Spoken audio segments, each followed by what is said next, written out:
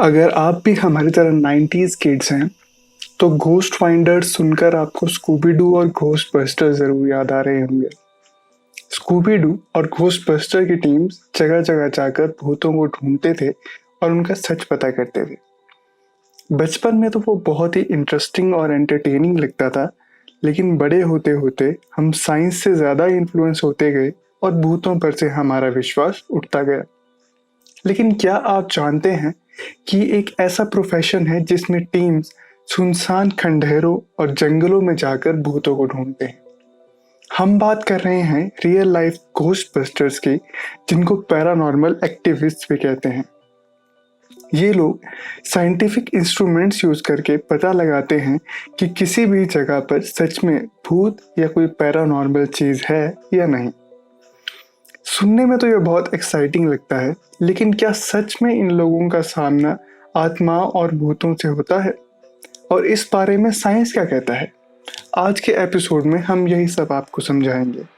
तो ghost finders का सच पता करने के लिए हमारे साथ इस रहस्यमयी और आउट ऑफ द वर्ल्ड सफर में एंड तक बने रहिए।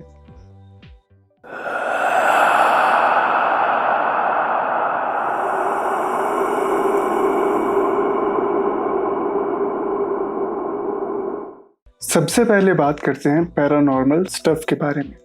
असल में ये भूत प्रेत और आत्माएं हैं क्या? लगभग हर रिलीजन में ये माना जाता है कि मरने के बाद कुछ लोग आत्मा या स्पिरिट के रूप में दुनिया में भटकते रहते हैं। कुछ रिलीजन्स का मानना ये है कि ये स्पिरिट्स एक एनर्जी की तरह हैं जो कभी खत्म नहीं होती। अगर आपने साइंस पढ़ा है तो आप इस स्टेटमेंट को जरूर जानते होंगे कि energy can neither be created nor be destroyed. हमारी बॉडी भी एनर्जीज का एक कॉम्बिनेशन है।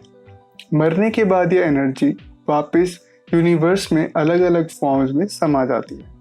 घोस्ट हंटर्स मानते हैं कि यही एनर्जी कभी कभी किसी जगह पर ज़्यादा कंसंट्रेशन में रहती है और उसी वजह से लोगों को अनजान आभास होते हैं। इस बात का कोई ठोस सबूत नहीं है कि वो भूत प्रेत हैं या आत्मा है, पर एक एनर्जी ज़रूर है जो कभी ख़त्म नहीं होती। इसी एनर्जी को ट्रेस करके पैरानॉर्मल एक्टिविस्ट अपना काम पूरा करते हैं। घोस्ट हंटर्स इन पैरानॉर्मल चीज़ों को 3 कैटेगरीज में डिवाइड करते हैं। फर्स्ट कैटेगरी है स्पिरिट्स, जिन्हें हम आत्मा भी कहते हैं।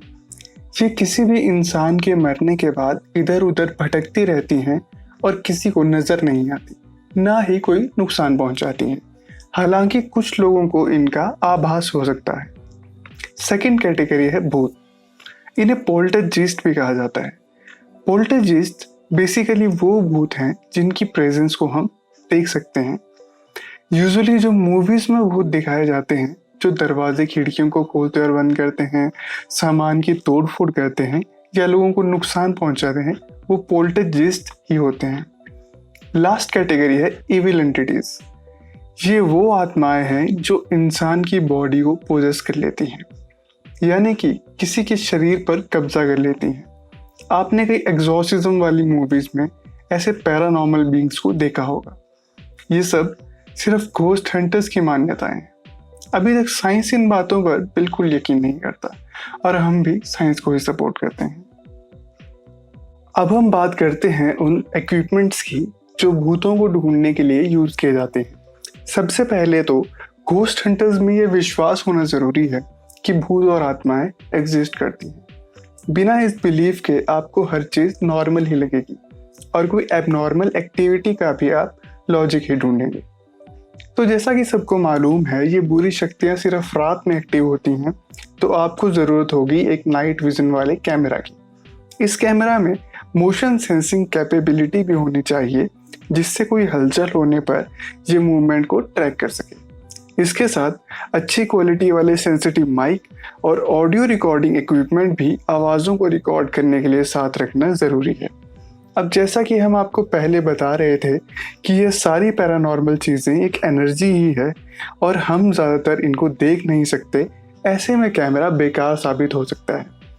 घोस्ट हंटर इसके लिए एनर्जी मेज़र करने वाले EMF मीटर्स का इस्तेमाल करते हैं।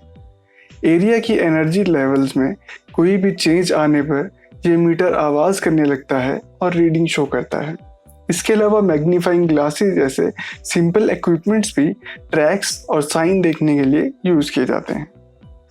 पर सवाल ये उठता है कि अगर साइंस पैरानॉर्मल चीज़ों में बिलीव नहीं करता तो ये सब साइंटिफिक इक्विपमेंट्स को यूज करने का क्या मतलब बनता है, और क्या ये सब भरोसे के लायक है या सिर्फ एक प्रपंच है। हम तो यही मानते हैं कि जब तक साइंस किसी चीज का प्रूफ नहीं देता हमें किसी भी अंधविश्वास को नहीं मानना चाहिए।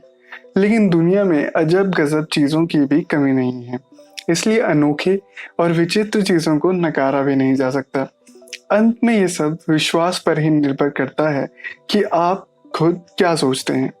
तो चलिए इसी के साथ हम आज का एपिसोड खत्म करते हैं। अगर आपको ये इन्फॉर्मेशन अच्छी लगी हो तो हमारे यूट्यूब चैनल को सब्सक्राइब ज़रूर करें और एपिसोड को ज़्यादा से ज़्यादा शेयर करें। आपका सपोर्ट ही हमें मोटिवेट करता है।